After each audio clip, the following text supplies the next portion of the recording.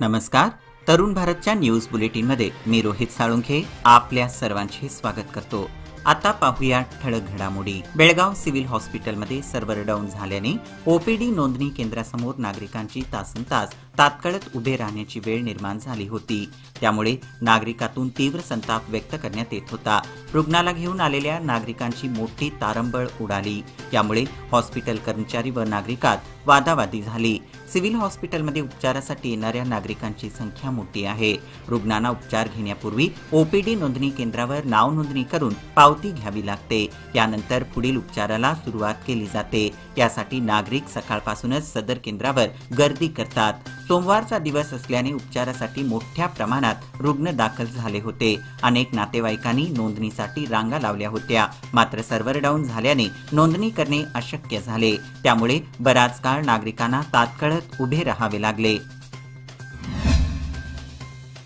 गृहमंत्री अमित शाह यांच्याकडून दोन्ही राज्यांच्या मुख्यमंत्र्यांची सीमाप्रश्नी कान उघाडणी करण्यात आल्यानंतर मागील आठवड्यात मुंबई मुक्कामी सीमा समन्वयक मंत्री शंभूराज देसाई यांच्या समवेत विशेष बैठक झाली. या बैठकीत झालेल्या चर्चेनंतर मंत्री शंभूराज देसाई यांनी सीमा भागासाठी लवकरच तहसीलदार दर्जाचा अधिकारी नेमण्यात येईल असे सूचित केले. महाराष्ट्र एकीकरण समितीचे नेते रमाकांत कोंडुस्कर यांच्या नेतृत्वाखालील शिष्टमंडळाने आज कोल्हापूरचे जिल्हाधिकारी अमोल येडगे यांची भेट घेतली. या संदर्भात लवकरच स्थानिक अधिकाऱ्यांची बैठक घेऊन नोडल अधिकारी नेमण्याचे काम सुरू करण्यात येईल. कोल्हापूर जिल्ह्यातील चंदगड तालुक्यातील सीमेवर असणाऱ्या शिनोळी ग्रामपंचायतीत येत्या आठवड्याभरात तहसीलदार दर्जाच्या अधिकाऱ्यांची नेमणूक केली जाईल असे आश्वासन दिले. याप्रसंगी बेळगाव वारकरी संघाचे अध्यक्ष हबप शंकर बाबली, अनंत पाटील आदी उपस्थित होते. बेळगाव तालुक्यातील अतिवाड येथे बेळगावच्या खासदार मंगलंगडी व राज्यसभा सदस्य इरणा कडाडी यांच्या विशेष अनुदानातून 10 लाख रुपये व गावातील देणगीतून 5 लाख रुपये खर्च करून नव्याने 750 स्क्वेअर फूट मध्ये अत्याधुनिक सुसज्जित अशा व्यायामशाळेची उभारणी करण्यात आली आहे. या व्यायामशाळेचे उद्घाटन आज खासदार मंगलंगडी व राज्यसभा सदस्य इरणा कडाडी यांच्या हस्ते करण्यात आले. गावातील तरुण युवकांना व्यायामाची आवड निर्माण व्हावी, गावातील युवकांच्यातून तरुण खेळाडू निर्माण व्हावे व युवकांनी व्यसनापासून दूर राहावे या उद्देशाने या व्यायामशाळेची उभारणी करण्यात आली आहे. यावेळी ग्रामपंचायत अध्यक्षा छबुताई कांबळे, योगेश हेळकर, सचिन नाचनकर, लखन गुरुजी, सतीश नीलजकर, प्रदीप पाटील, शंकर पाटील व इतर उपस्थित होते. खेळाच्या माध्यमातून महिलांचे सक्षमीकरण आणि यासाठी प्रेरणा देणारे खेलो इंडिया 10 कदम हे भारत सरकारतर्फे सुरू करण्यात आलेले एक भव्य अभियान आहे. यानुसार आज बेळगाव शहरातील स्पोर्टिंग प्लॅनेट लवडेल हायस्कूलच्या सहकार्याने बीडीएफए द्वारे Khelo India girls under 13, under 15 आणि अंडर 17 फुटबॉल स्पर्धा सुरू केल्याची घोषणा करण्यात आली. 2024च्या आंतरराष्ट्रीय महिला दिनाचे औचित्य साधून आयोजित करण्यात आलेल्या या स्पर्धेचे उद्घाटन लवडेल शाळेच्या मुख्याध्यापिका श्रीमती इंचल यांनी केले. कार्यक्रमाच्या अध्यक्षस्थानी बीडीएफएचे अध्यक्ष पंढरी परब हे होते. या प्रसंगी उपाध्यक्ष लेस्टर डिसोजा, ज्येष्ठ सदस्य गोपाळ खांडे, एस नारमोडी, अल्लाबक्ष बेपारी, प्रशांत देवदानम, जॉर्ज रॉड्रिक्स, अरिहंत बल्लाळ, मतीन इनामदार, मानस नाईक यांच्यासह स्पर्धक, व्यवस्थापक, प्रशिक्षक व पालक मोठ्या संख्येने उपस्थित होते. दुष्काळाच्या पार्श्वभूमीवर नागरिकांचे रोजगारासाठी होणारे स्थलांतर रोखण्यासाठी रोजगार हमी योजनेतून मुबलक प्रमाणात रोजगार उपलब्ध करून देण्यात येत आहे. तर स्थलांतर रोखण्यासाठी लवकरच हेल्पलाईन सुरू करण्यात येईल असे जिल्हा पंचायत मुख्य कार्यकारी अधिकारी राहुल शिंदे यांनी पत्रकारांशी बोलताना सांगितले. मागील 5 ते 6 वर्षांपासून स्मार्ट सिटी अंतर्गत सुरू असलेल्या सीबीटी बस स्थानकाचे काम अंतिम टप्प्यात आले आहे.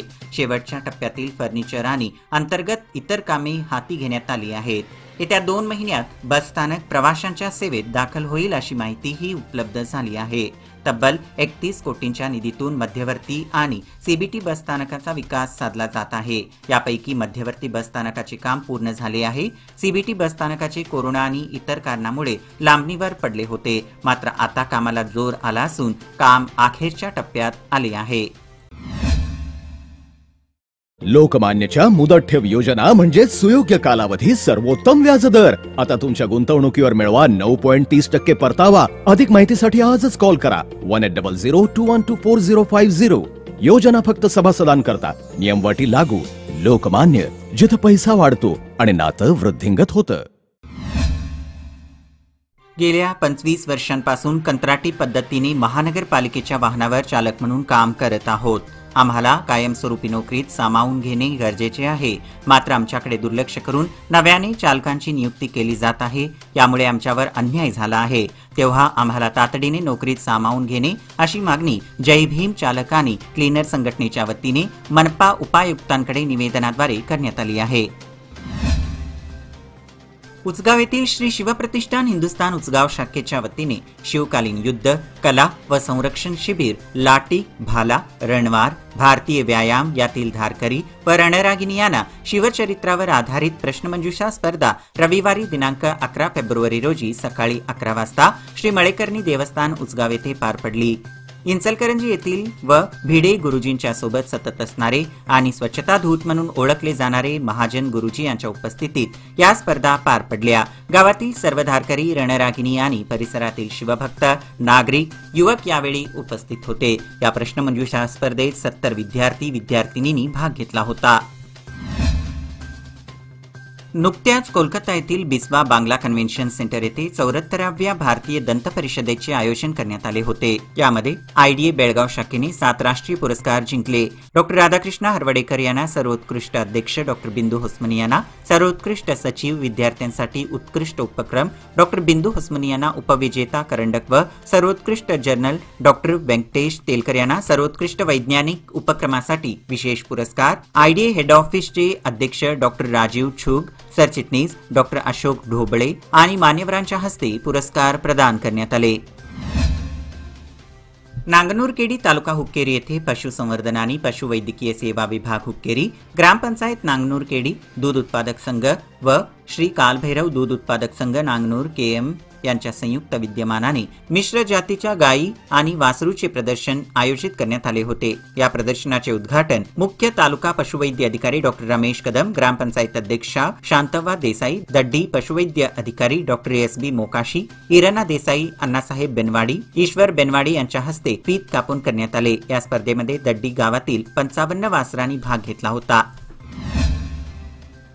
रविवारी सायंकाळी कनगला हद्दीत टायर फुटल्याने ट्रक महामार्गावर दुभाजकाला धडक देत उलटल्याची घटना घडली. या अपघातात किशोर माने वय वर्षे 32 राहणार अथनी असे जखमी झालेल्या चालकाचे नाव आहे. मोरबीहून बेंगळूरकडे ट्रक जात होता. दरम्यान स्तवनिधी घाट संपल्यानंतर कनगला हद्दीमध्ये आल्यानंतर ट्रकचा टायर अचानक फुटल्याने ट्रक दुभाजकाला धडक देत उलटला. त्यामुळे ट्रकमधील साहित्य महामार्गावर विखुरले गेले. या अपघातात ट्रकचे सुमारे 1 लाख रुपयाचे नुकसान झाले आहे. या घटनेची नोंद संकेश्वर पोलीस स्थानकात झाली आहे.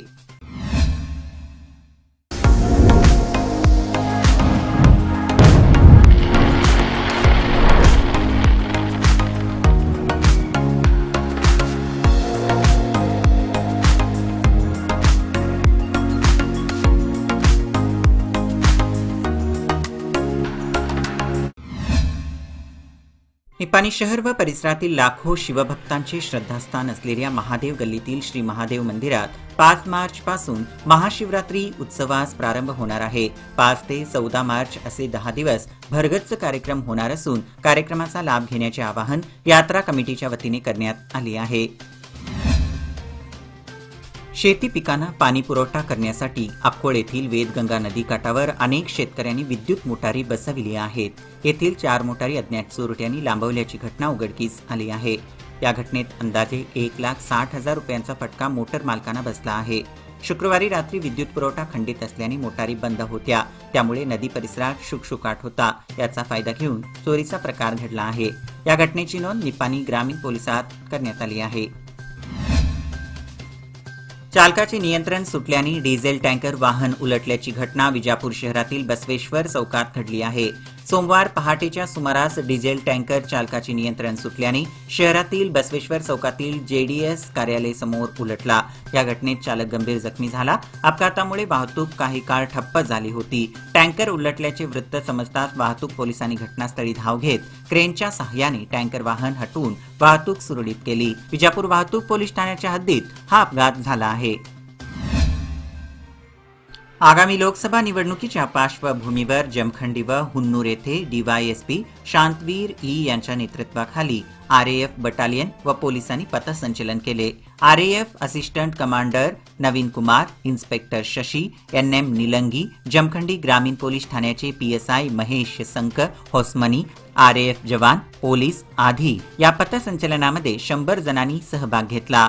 याबरोबरच हे बुलेटिन इथे संपले। अधिक माहिती आणि ताज्या घडामोडींकरिता पाहत रहा तरुण भारत न्यूज चॅनल। तसेच आमच्या चॅनलला लाईक करा, शेअर करा आणि सबस्क्राईब करायला विसरू नका। आणि विश्वासार्ह बातम्यांसाठी दररोज सकाळी वाचा दैनिक तरुण भारत। धन्यवाद।